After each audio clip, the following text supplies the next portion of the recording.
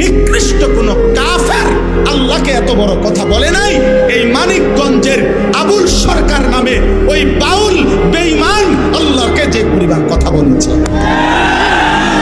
এই বেঈমান সরাসরি বেঈমান, এই বেঈমান প্রকাশ্য বেঈমান। মহান আল্লাহকে লক্ষ্য করে কোন মূর্তি পূজক এত বড় কথা বলে না, কোন মুশরিক এত বড় কথা বলে নাই, কোন বেঈমান এত বড় কথা বলে নাই। আপনাদের আমার বলার মতো ক্ষমতা নাই।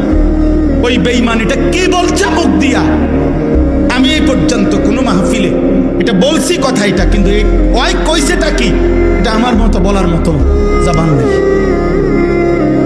আপনারা শুনেন ওই কি বলছে, ও আল্লাহকে লক্ষ্য করে কি বলছে।